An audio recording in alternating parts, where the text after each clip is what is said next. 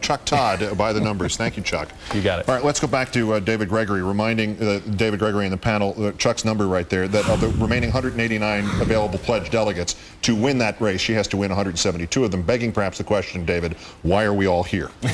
Right, exactly. Well, also begging the question, Keith, and the panel, is this a leverage game now? Is Hillary Clinton basically demonstrating what she can do, the kind of numbers that she can put up, the coalition that she can put together, and then, Gene, say, all right, this is what I can do. Here is what I want. What does she want? Good question. I think I'm not sure that she wants to be on the ticket. My gut is that she won't be on the ticket, that either she won't want it or he won't want to give that to her. Obviously, the practical matter is she might like some help in retiring that $20 million debt that her campaign has. But also, I think there are policy issues that she'd like to talk about. I think she would like to get him closer to her position on health care. They're pretty close now, but she'd like to close that gap and be able to say that she's made this impact. The question is what kind of leverage does she come out with? Because the stock market moves on the rumor, not on the news, and has it already been discounted? Let me test this theory out. If Obama wins the presidency, it is going to be such a huge event in the history of this country and in political history. Do the Clintons want to be on the sidelines of that? I mean, here's Bill Clinton, the most famous politician in a generation. Does he not want to be in a position to say, with Hillary Clinton, we were part of that, Exactly. We were instrumental in helping him cross the finish line? Look, I think Hillary's got in mind winning the Democratic nomination. What's her path to it? I've won the popular vote. I win states like West Virginia, where that guy can't even post. I'll win Pennsylvania and Florida, which he will lose. Now, she can't do that without some intervening event. Right. I mean, she's got the numbers. Something's got to happen to the Obama campaign between now and that convention. Now, I don't know if they're thinking something's going to happen, but something's got to happen. But I think she's still holding out hope of winning this thing. And if she doesn't win it, I think when they step back from it, if they lose it, that Bill Clinton and his wife will say, look, they may need us, and if they do need us, take the vice presidency if it's offered. But I argue it a little bit more strongly, which is that they may or not believe they can actually still win it, but they want to force themselves to be part of this force that has a very good shot of winning the presidency. Well, yeah. I mean, I think the important part of either of those analyses is that in either case, Hillary Clinton's staying in, because if she's staying in it to win, because essentially in an understudy role, like something happens to Obama and she's there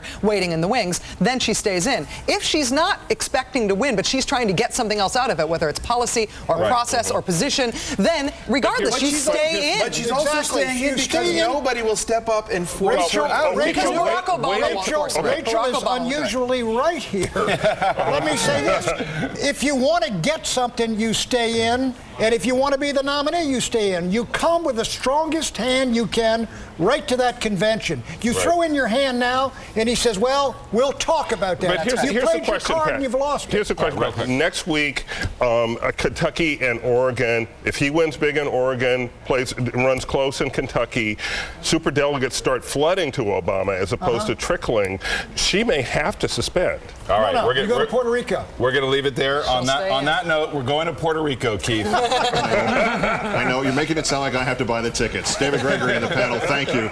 She wanted to send it back over to NBC's David Gregory in our race for the White House panel. David.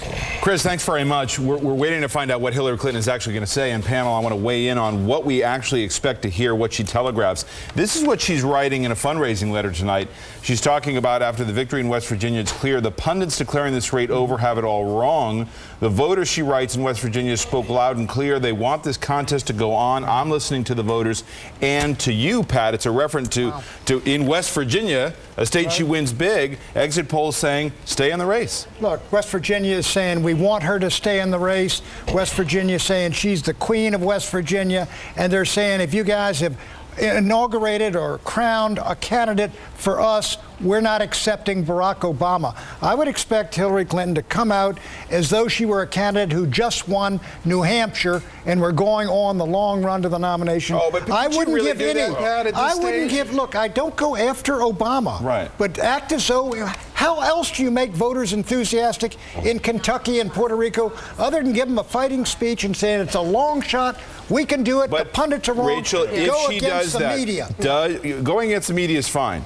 but it's not just the media in this case. Does she run the risk of alienating people and maybe quieting some of that enthusiasm by making an argument that doesn't seem realistic about her chances? She has to define what counts as realistic. That's been her challenge for so much of this time. I think tonight, if Senator Clinton addresses her comments to the Republican Party and the challenge of John McCain and the general, then she is holding out for the brass ring and she's not going to settle for anything less. If she talks about Barack Obama, process in the Democratic Party, the things the Democratic Party ought to be offering America, then she may be I will have been wrong for the past week. But Gene, what was interesting about her speech last week was that it was two speeches in one. It was part valid victory speech, kind of this is the end, we've had a great ride, and the other one was we're going to keep fighting. So what do you think we hear tonight? I don't think we hear any this is the end. I don't think we hear any of that. I also don't think we hear another USA Today interview. Look, people, I win white people. White people vote for me and they don't vote for him. I don't think we hear that sort of attack on Obama.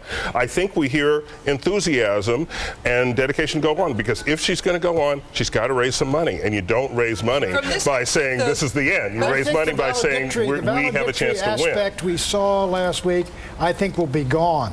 I think she's coming off a victory. Look, if McAuliffe is saying it's the greatest speeches of all time, it's not a negotiating procedure. It's going to be, we're going forward. And if that fundraising letter is any indication, this is not going to be a complimentary, let's all get along speech. This is going to be an angry speech. And dedicated to the proposition that all men are created. But Pat, how is it? And does the speech tonight play a role in her ability to keep superdelegates on the sidelines? Let me tell you something. Huckabee is the one individual we've heard who really understands this. He's been in the fight. Even when you're losing and you're going down to defeat, you keep rallying your troops and keep going on. You don't sit there and analyze things and do some speech based on that. You give a rally speech, we're going forward. That's what I would do if I were her. And that is the right thing to do for raising money. And even if she's got a shot, that is the thing to do. What is the argument for the rest of these type speeches? I don't see it. I think at this point her strategy, and I may be wrong here, but if I were her, what I could see, the path that results in me being president is the understudy approach,